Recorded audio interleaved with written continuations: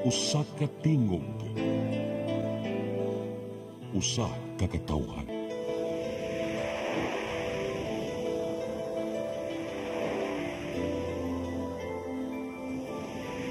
Cebu Catholic Television Network.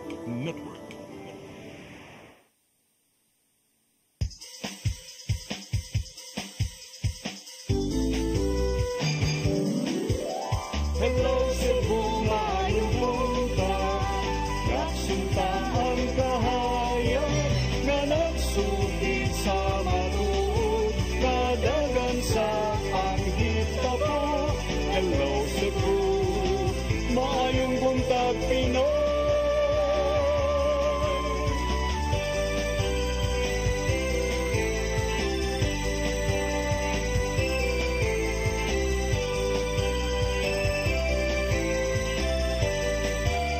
Ang katutulungan sa mga katahan. Hello Cebu, hello Cebu, maayong buntag Pinoy. Maayong buntag Pinoy. Maayong buntag Pinoy. Hello Cebu, may buntag Pinoy, adlaw karong Biyernes, first Friday of the month, pitsa 2 sa buwan sa Agosto 2024. Kami yung mga alagad sa kanginan. Ako si Malu Inocando Tabar. Ug ako si Attorney John Destacamento. Ug banimian sa alas 9 karong buntaga sa atong programang Hello Cebu, maayong buntag Pinoy. Sama sa naandan, atong ipadangat kining atong front pages sa mga pamantalaang lokal ug nasyonal. Atong sugdan sa Sunstar Daily. Sa Sunstar Daily, transport leaders to Marcos do not scrap PUVMP. Sa Super Balita, kapitan sa Tayud, gikiha. Sa The Freeman, modernization to push through despite Senate move for PTMP's temporary suspension. Sa Banat News, police asset, gibirahan, tipi. Nagsakay og motor, kalit gipusil. Sa Philippine Daily Inquirer, DOJ says Philippines won't bar Interpol arrest of ICC-tagged executives. Sa The Philippine Star, Philippines won't stop drug war arrests by Interpol, according to DOJ. Sa Manila Bulletin, no stopping PUV modernization program to proceed unless Marcos halts it, according to the LTFRB. Og sa Tempo, fiery paalam, Philippine boxer upbeat after first win versus Irish rival. Maugatong front pages sa mga pamantalaang lokal ug nasyonal. Sa mong pagbalik among ipadangat kaninyo atong mga balita. Please stand by. Hello Cebu, maayong buntag Pinoy. Maayong buntag Pinoy. Maayong buntag Pinoy.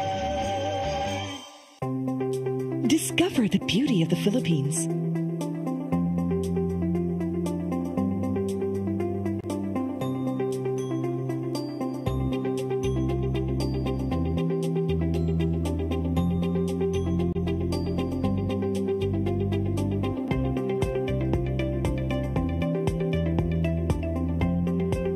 With Philippine Airlines, the country's flag carrier.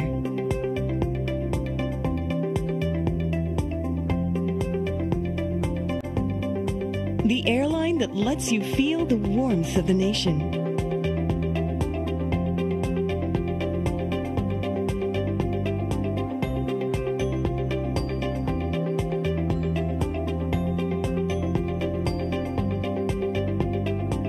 Mabuhay!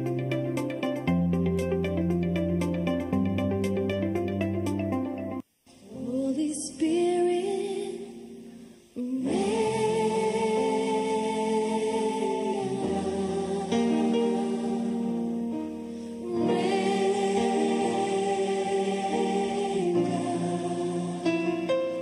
oh God,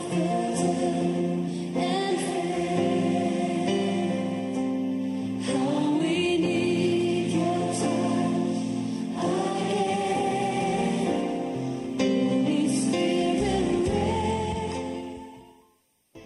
Come October 4, 5, and 6, another gathering will be held in Cebu City, the first National Charis Conference, which is open to all charismatic communities, realities, and expressions.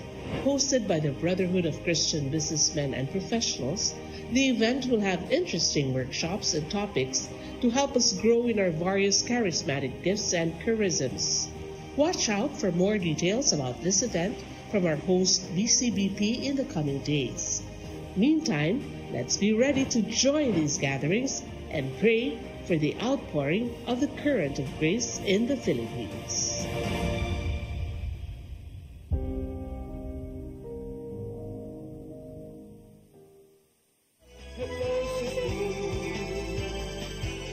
Hello Cebu, maayong buntag Pinoy.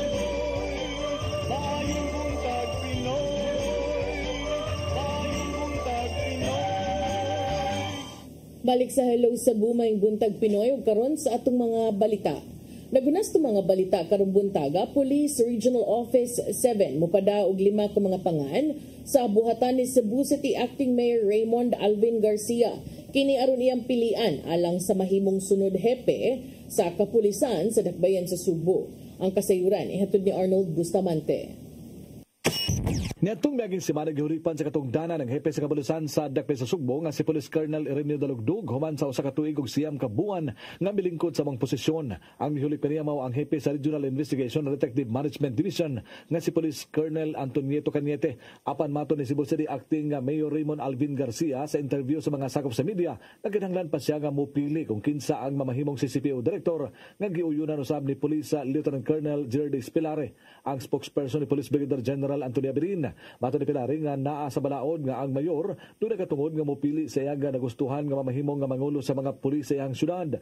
Tungod din mo padala ang Police Regional Office 7 og 5 ka mga pangalan sa pigalayo sa National Police Commission kun Napolcom. Usa na niini ang pangalan ni Cañete nga mo'y acting CCPO Director aron magatudlo na ang mayor kung kinsa ang iyang gusto.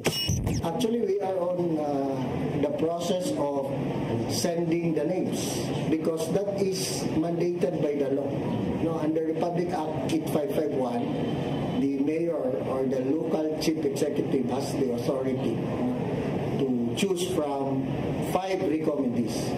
And the Police Regional Office 7, of course, in coordination with Napolcom, will be sending the names for his perosal.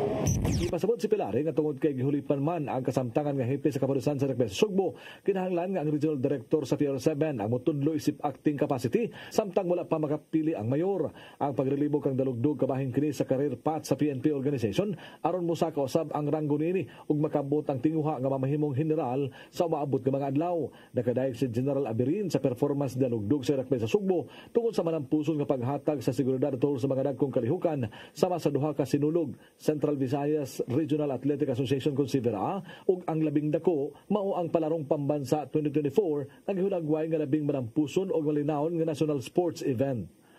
Arnold Bustamante, CCTV News. Samtang Interagency Council Against Trafficking sa DSWD-7 nakig-alayon sa mga tinugyanan sa balaod aron i-monitor kung duna bay mga pogo-like activities sa rehiyon. Andam hinuon silang moresponde kung ugaling makadawat sila og sumbong. Ang kasayuran ihatod ni Gian Navarro. Miabag na ang Interagency Council Against Trafficking sa Department of Social Welfare and Development 7 sa monitoring kung aduna bay pogo-like activities sa rehiyon. Subay na kini sa subsub nga monitoring sa mga tinugyanan sa balaod, sama lang sa Philippine National Police ug sa local government units aron sumpon ang mong binuhatan. Matod sa ilang secretariat nga nagpadayon ng ilang panagsabot sa maong mga ahensya aron sa pagresponde kung aduna man. Apan mas mapaligon hinon ang ilang subsub nga monitoring kung makadawat gid sila og sumbong bahin sa giingong pagpangabuso sulod sa mga pogo-like activities sa palibot. So nangindak na po ang Region 7 in case na naay-ingon ani na scenario like asa ni padulong atong mabiktima, asa atong budget na pwede ihatag, so na murag naanami concept or outline unsaon ni siya. But we are still praying and hoping na wala jud ni siya. Nabusap ang DSWD IACAT 7 sa pagtabang kung adunay mga nabiktima sa human trafficking, sama na lang sa gibuhat sa ubang rehiyon nga adunay girumbong pogo hubs.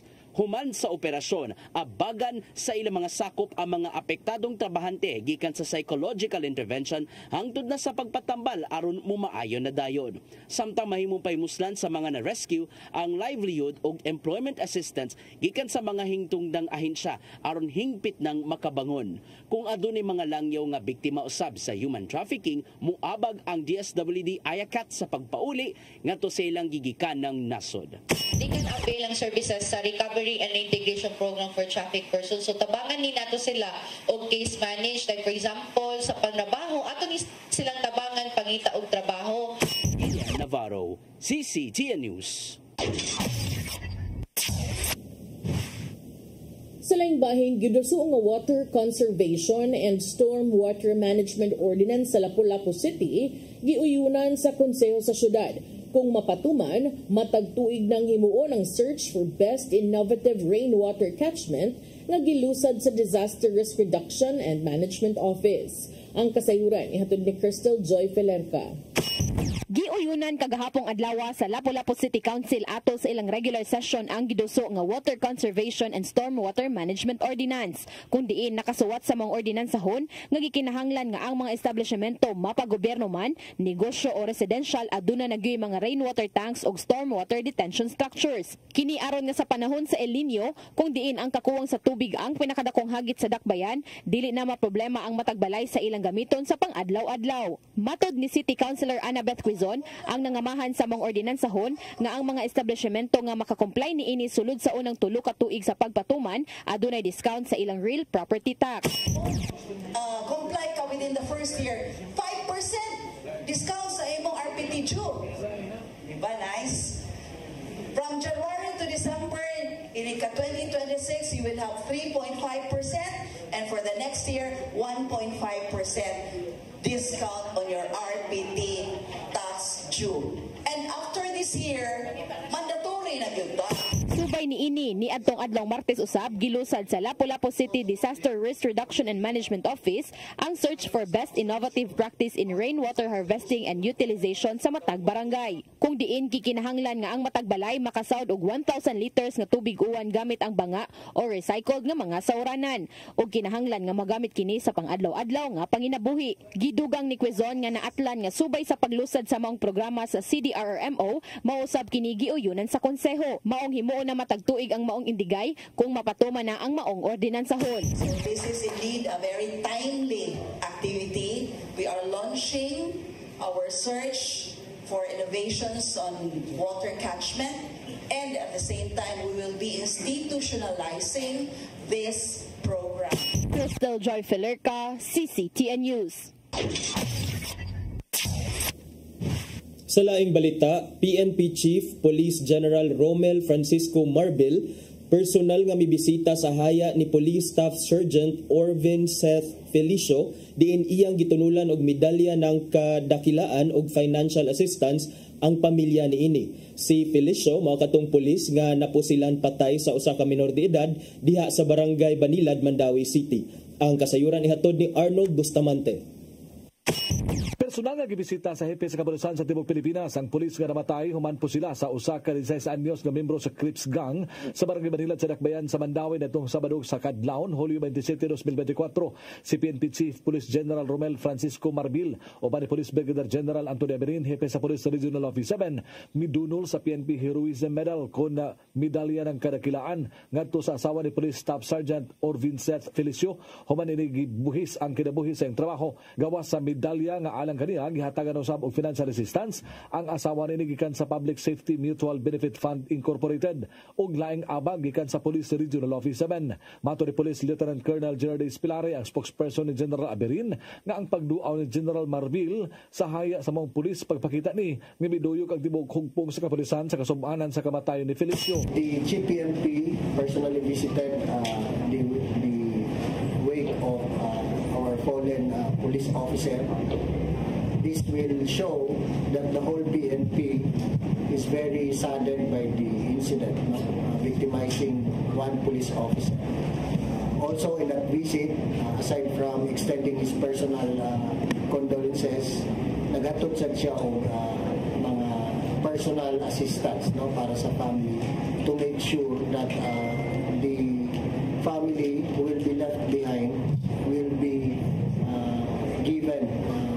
attention by the PNP. Dugan ni Pilaring nga gipahinumduman ni Marbil ang tanang unit commanders nga siguruhon nga makapatuman og seguridad ang kapulisan panahon sila mga operasyon, panahon usab silang duty o naka-off duty ang usa ka pulis. Sa mong hitabo may pagawas og kamanduan ng PNP chief nga sa panahon nga motubag og alarma kinahanglan nga dili gyud mo kumpiyansa ang usa ka pulis aron wala na sama ni Felicio nga makalas. Iyaran gi-remind nga during police operations we must be very careful and dili na to waon ang proper mindset bisan pag off duty ta.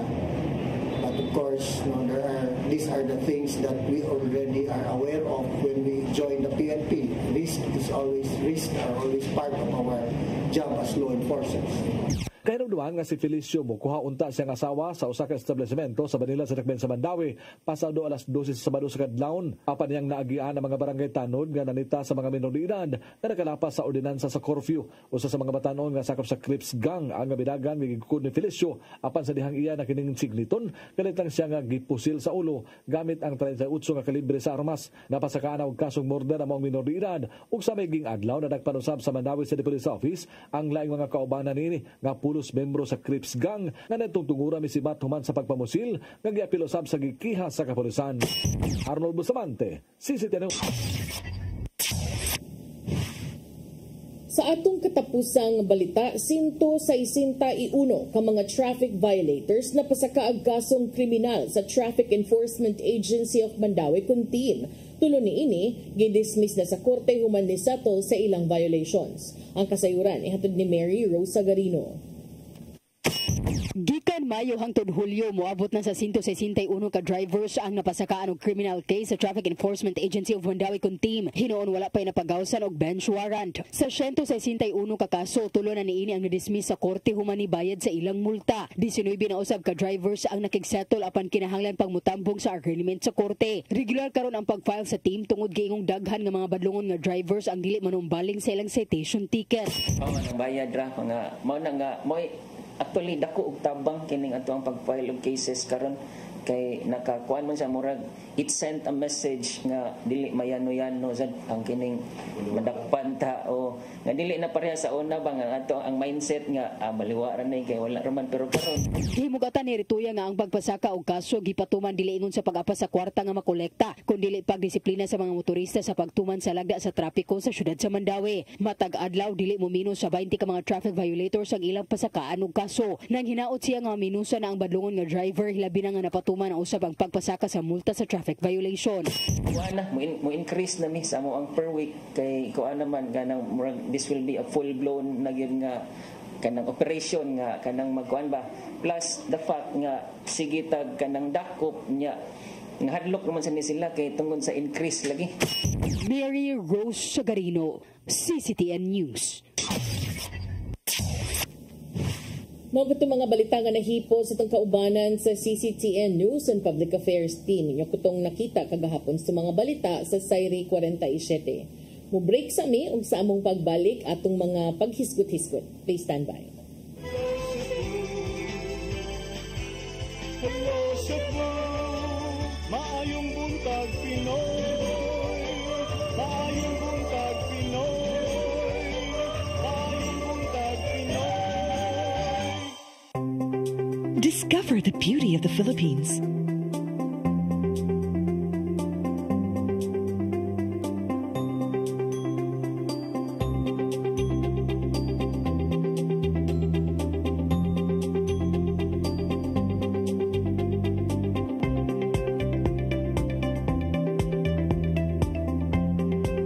With Philippine Airlines, the country's flag carrier.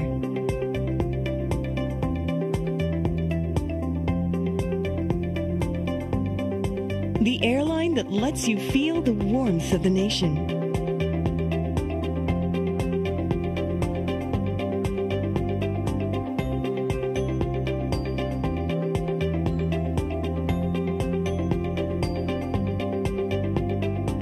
Mabuhay!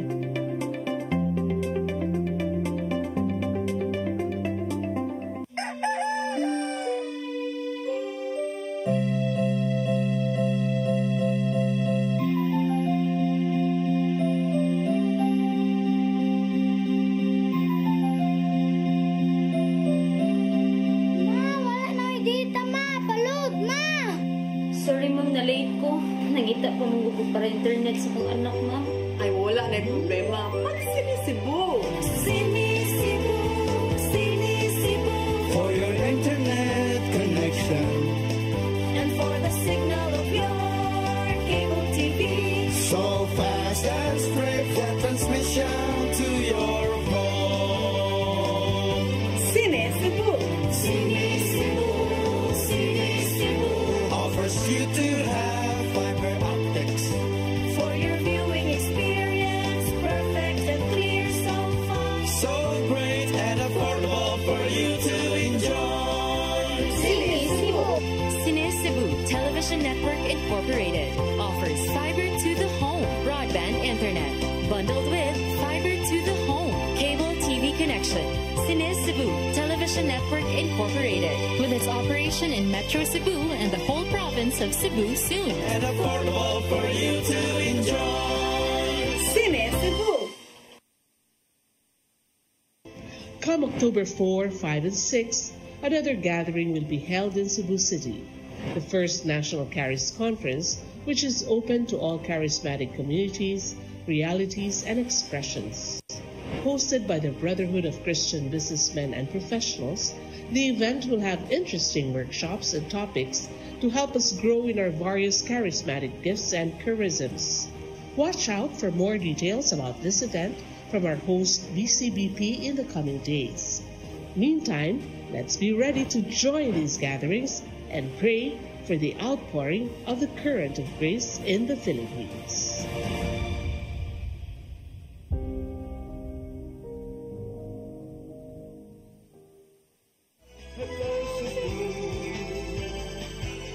Hello Cebu, maayong buntag Pinoy.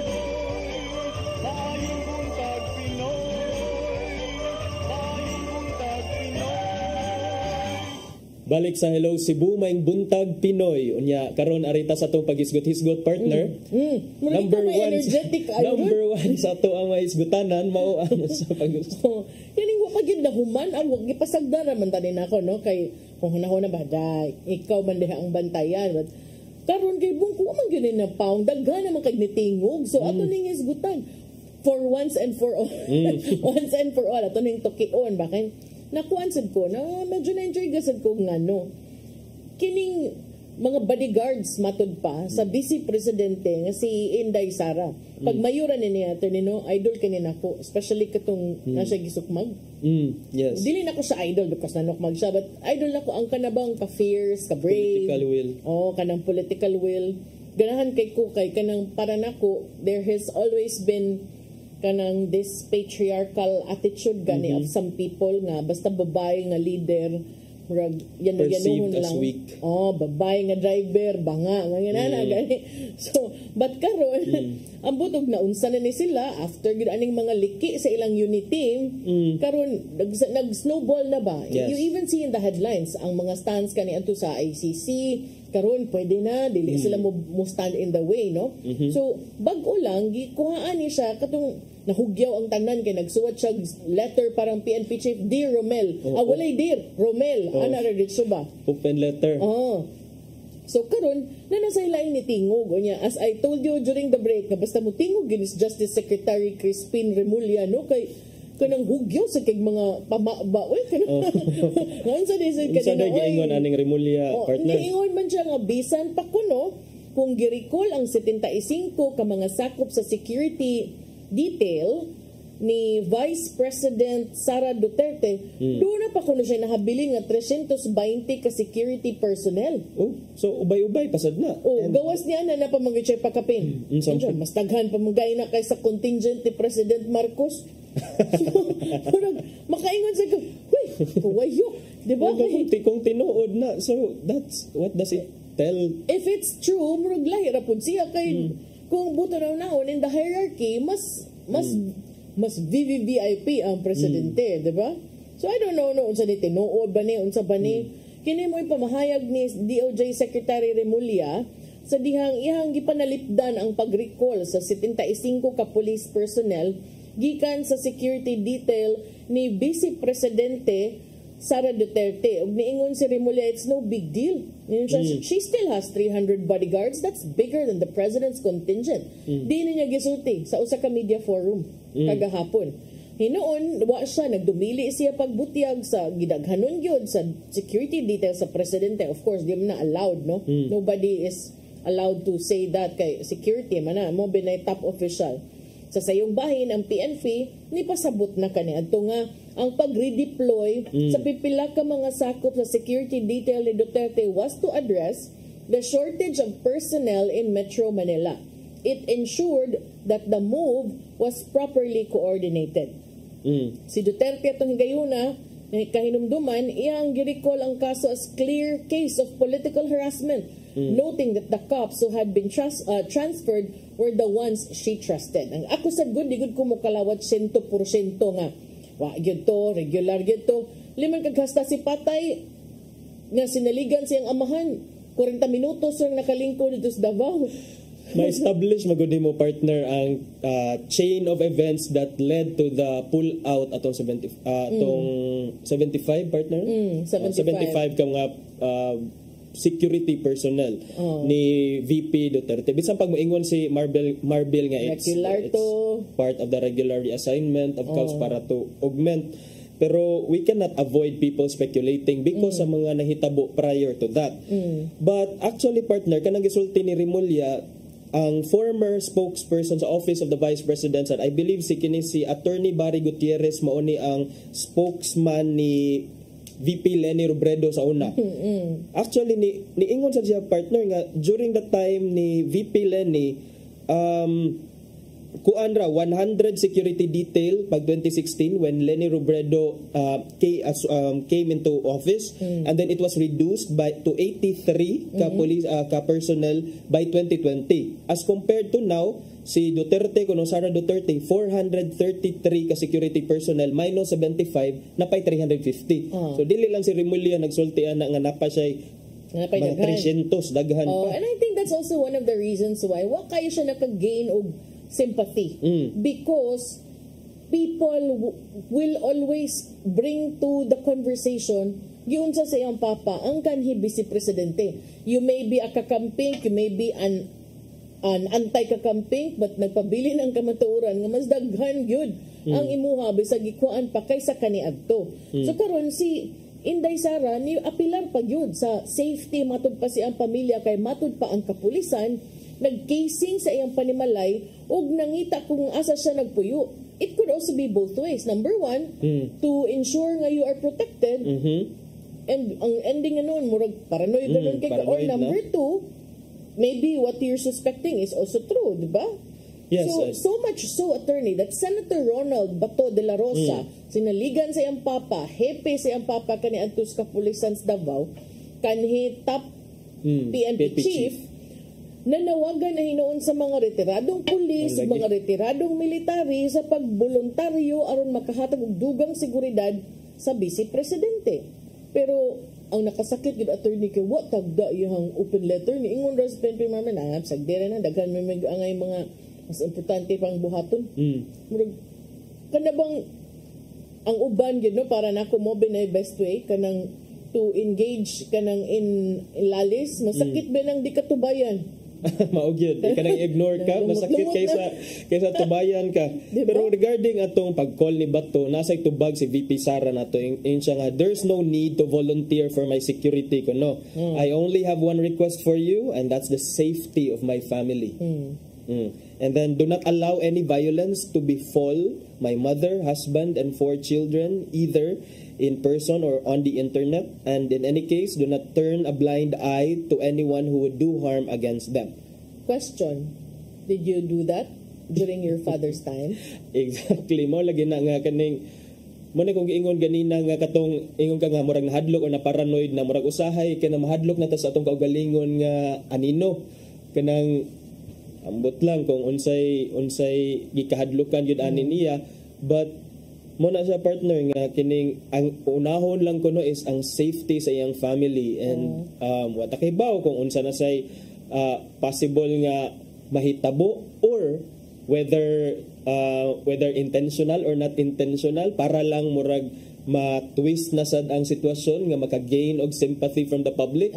Pero it's quite unfortunate because she is paying for the actions of her father. Di man siya ang nagbuhat sa adtong mga pagpanggukod kani adto. Yeah, but during her time as VP, dili sad malimbod nga siya unprecedented na sa time sa usa ka VP nga number 1 confidential funds dako kaayo.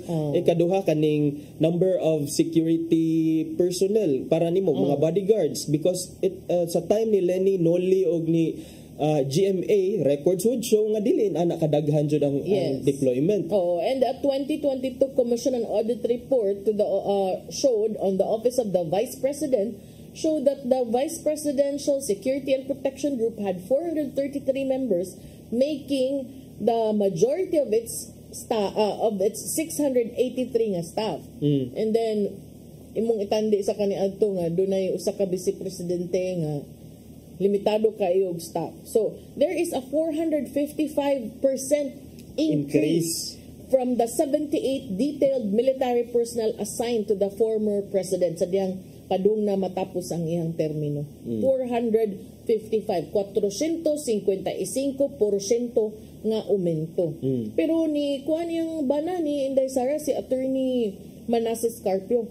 He decried former Senator Antonio Trillanes' drug smuggling and graft complaints nga gipasaka batok niya og sa iyang brother-in-law nga si Davao City Representative Paulo Duterte. Hingon siya, it is appalling that former Senator Trillanes is trying to revive his accusations against me, Kong Paulo Duterte, and what he calls the Davao Group for involvement in illegal drugs. In a Senate inquiry he himself took part in, found no reason to recommend our indictment.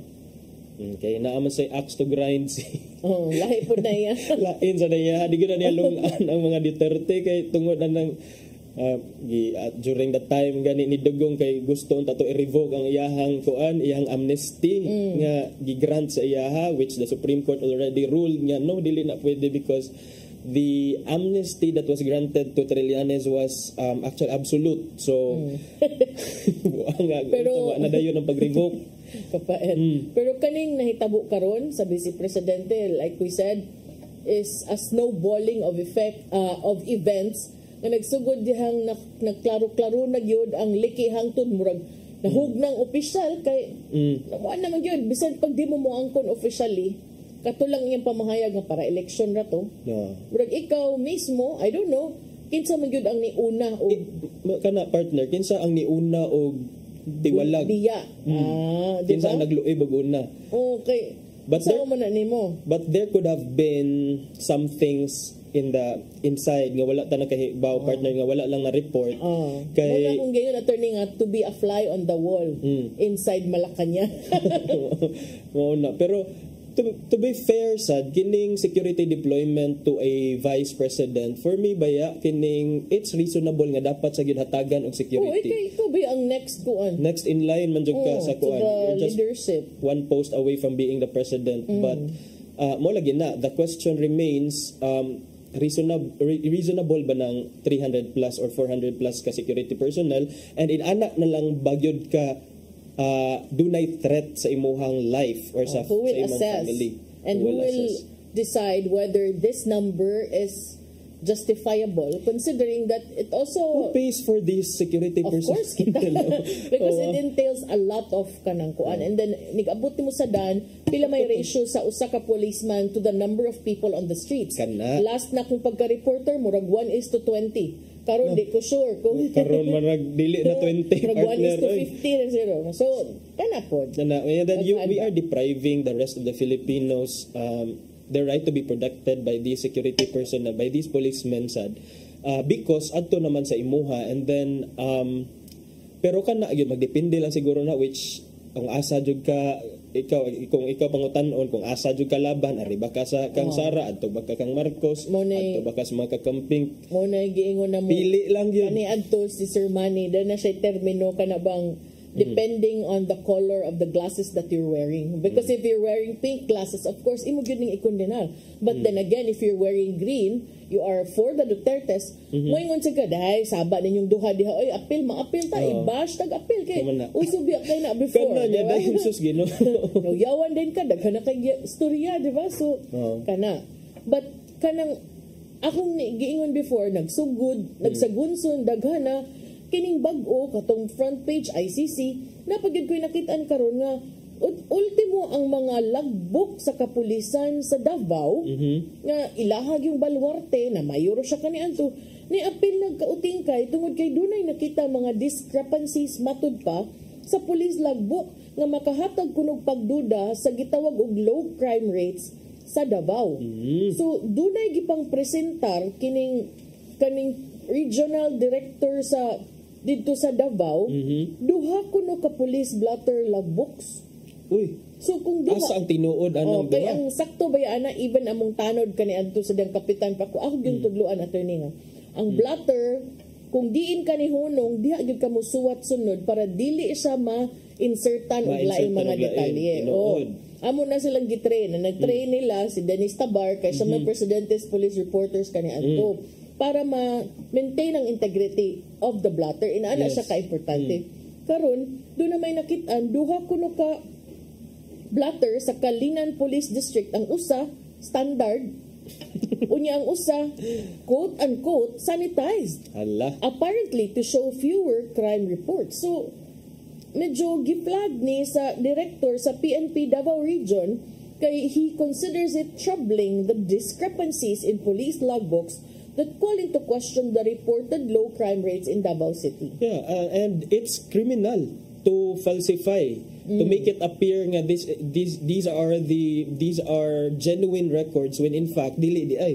And kuya Risa, because our perception for the longest time, people's perception about Davao City has been that it's a very safe place, kay walay zero crime rate, kuno inana kay kuan kuno, but now murag karon makaduha-duha na tag kuan kung tinuod ba na. Anong karon pa niyang gawas? Mao na kay maybe we have to consider sa partner nga they have been in power since 2016 and they are a formidable force and then karon naana sa burangkinto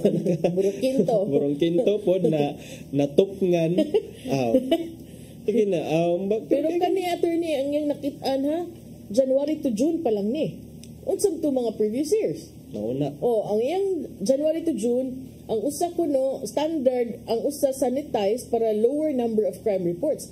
Ingon dayon si Torre, ang regional director, this is why I decided to relieve all police station commanders. They are not serving the people of Davao properly. The public deserves transparency in how police operate in their communities. One example he cited occurred on March 1 and March 2 involving a motorcycle that was reported as missing in Kalinan. The next day, it was recorded again at the Talomo Police as having been found. Nasulbad ang crime. Nasulbad raman di ay. But in reality, di ay kuno attorney, the vehicle gikawat sa Kalinan and its parts discovered in Talomo. So, kung moingon kuno kag reporting as found for record purposes, so ito is a case of theft. Gichap-chap ang vehicle, some parts found in Talomo, but it was recorded as for record, meaning no theft was acknowledged. So, kana mo ay tanawonon. No theft was acknowledged, pero wala gyud ang entero motorsiklo kay mga parts na lang ang naa. So, wala gyapon na recover ang the entire unit sa motorcycle. So, kana usara na sada siya and that's just for theft. Ang ako alang is kanang mga mo involved na gyud og persons. Yes, kining kinabuhi sa tao mao nay mga mas hideous para nako. So mo na ato nang tan-awon kung asay unsay hantungan ending anang ilahang away karon. And what is also the implication considering that the former PNP chief, the former city police chief is now sitting as a senator. Tinuod si Bato de la Rosa. Yeah. So, muna siya. Layo-layo man tong Davao, pero ato lang gitukian ba kay nahibong sad ko nag-wonder sad ko. Ari sa Cebu City, kay murag arita sa Cebu City partner. Ay mga kuan diha. Sa pagpadayon gyapon sa atong discussion about atong COA, so hapit naman sad nga ting propose og budget for the next nga fiscal year partner. So si acting Cebu City Mayor Raymond Alvin Garcia, he assured nga ang sunod nga amount sa budget nga ilang i-propose will be realistic.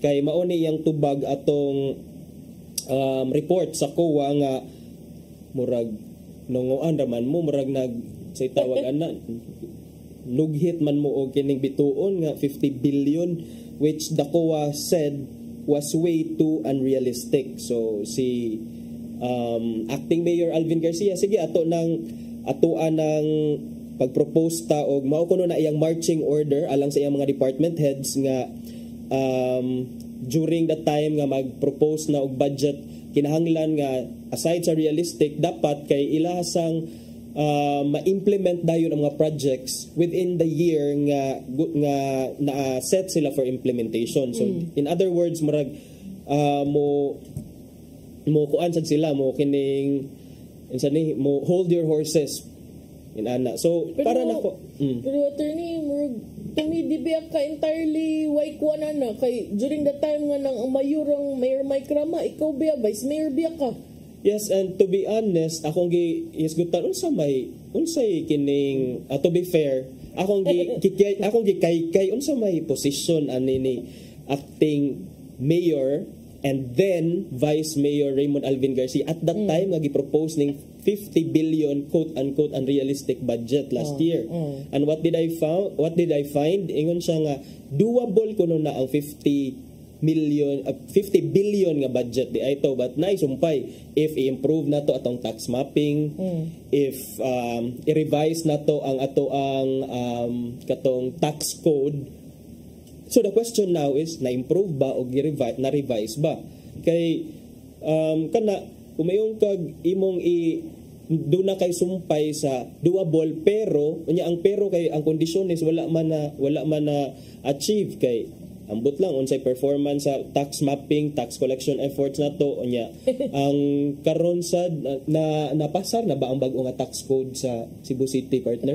Mahal kaayo. Mahal kaayo. Nagubot sila slash ba yato di ba? Nagubot sad to ambot lang kung na-implement na ba na kay murag daghan ang nagyaw-yaw nato nga mga businessmen and business owners. So mao na iyang position but at least karon kay gusto na siya nga realistic so and also we should also nindot sa na siya nga naka-decide siya nga realistic kay para dili na bitaw aside sa limpyo nag-record sa COA and then dapat lang sad yun nga dili ta magpatuga-tuga og push og amount nga dili day nato makuan partner bitaw dili day nato murag 2022 pa magana nila unsa na gihingusgan. Ay namdam ko before niya na to si Vice Mayor Raymond Garcia ingon siya nga ila ko nang thoroughly review kay while it is crucial kuno to assist in the vision of the Cebu City's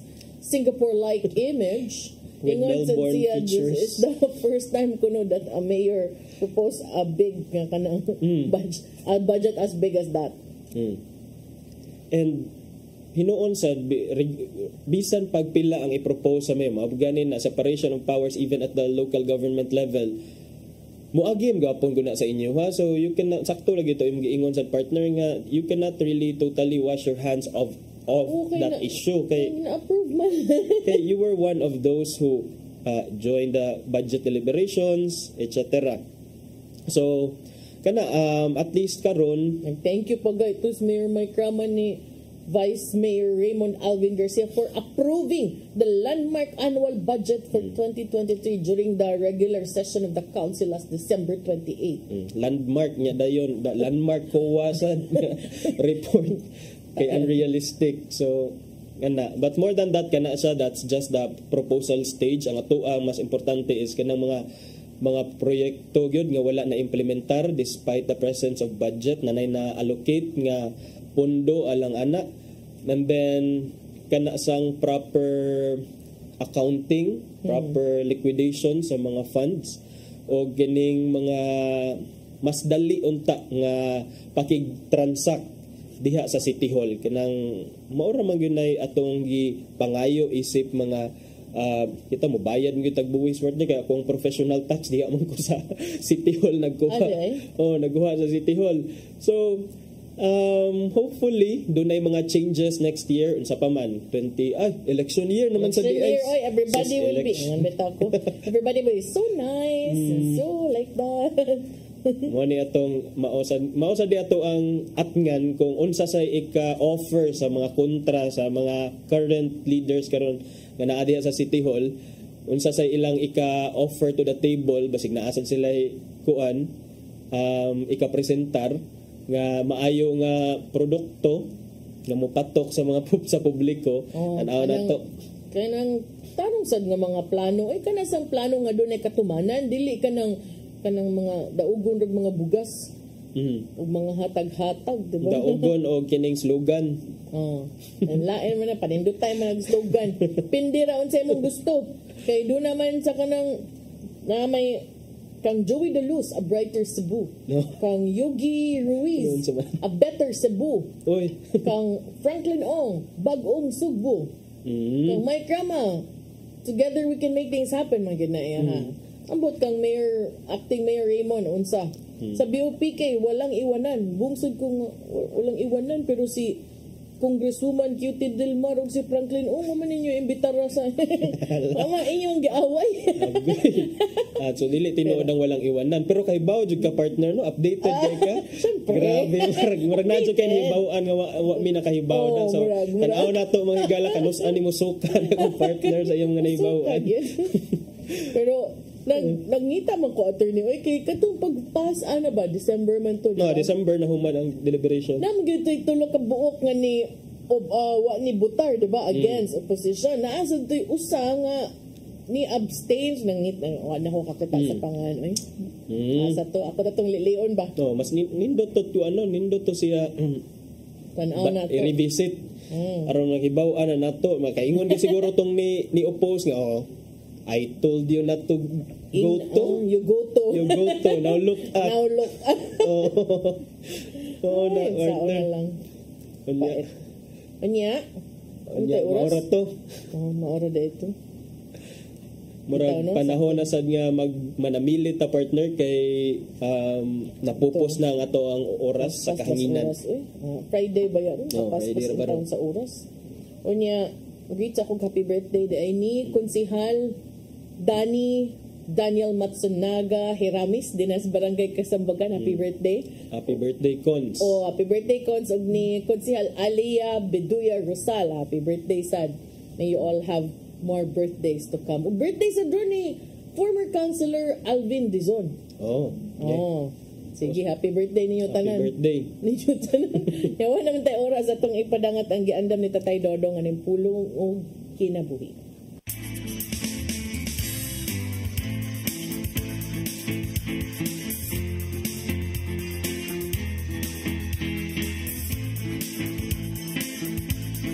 Ang pulong mo, ang diwat sa dalan ko. Ang kasaysayan sa Simbahang Katoliko na puno sa daghang sugilanon sa kinabuhi sa mga santos na gisip ng mga martir. Sila gyatagan og dakong pasidungog tungod sa ilang pagtahan silang kinabuhi alang sa ilang hugtan nga pagtuo. Ang usa ka binuhat nga andam mohatag sa kinabuhi tungod sa iyang pagtuo gisip ng usa ka martir. Si San Esteban mo ang gisip ng unang Christian martir. Sa mga buhat 7:59 sa 60 atong nabasa ang iyang sugilanon. Ug samtang kibato nila si Esteban, nagampo siya sa Ginoo. Nga nagingon, Ginoong Hesus, dawata na akong espiritu. Unya miluhod siya o misinggit pagpusog. Ginoo, ayaw sila pakasada sa ilang gibuhat. Tapos niya gisulti nini, namatay siya. Usa ka balaanon nga buhat kung imong gidawat ang kamatayon na dunay makatarunganon nga mugti. Apan mas labing balaan ang kamatayon ni Jesus dinha sa cross alang sa kaluwasan natong tanan. Huwag na itabo kini, kumikan sa dakong gugma samahan sa katawan. Kay sa Juan 3:16 naging lang, kay gihugma pag-ayo sa Diyos ang kalibutan, ug tungod ini, ihatag niya ang iyang mugtong anak. Aron ang tanan nga mutuo kaniya, dili mamatay kung dili makabaton og kinabuhing dayon.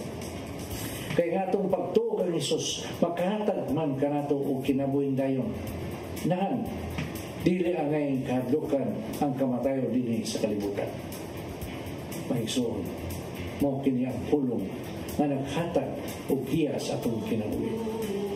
Mag-ampo kita. Langit mamahan, pagkabalaanon sa imong nahimo alang kanamo. Bisan sa among pagkamakasasala, giluwas mo kami. Wailaing makahimo nining maong dalaygon nga buhat, gawas kanimo lamang. Busa, Ginoong Hesus, kami pasalamaton kayo kanimo, kay ang imong kamatayon mo'y naghatag kanamong kagawasan. Amen. Samahan-samahan sa Espiritu Santo. Ang pulong mo, ang liwat sa dalan ko. Pulong kinabuhi ni Tatay Dodong Limchua mo'y nagtapos sa atong tulumanon. Dagang salamat sa Philippine Airlines. Dagang salamat sab kang Archbishop Jose Palma, Nanay Diana Limchua ug Tatay Dodong Limchua. Thank you, Sir Dennis Tabar, itong mga kaubanan sa TOC, Sir Robert, Miss Inday, Sir Matmat, Miss Joanne. Sir Michael, Sir Rodel, Sir Raymond, Sir Bruce ug Sir Ferdy, thank you. Salamat sa iyong papakig-uban. O niya, ay kalimot First Friday karon, and of course, enjoy your weekend. Ako si Malu Inocando Tabar. Ako si Attorney John Destacamento. See you again sa sunod semana sa atong programang Hello Cebu. Maayong buntag, Pinoy. God bless us all.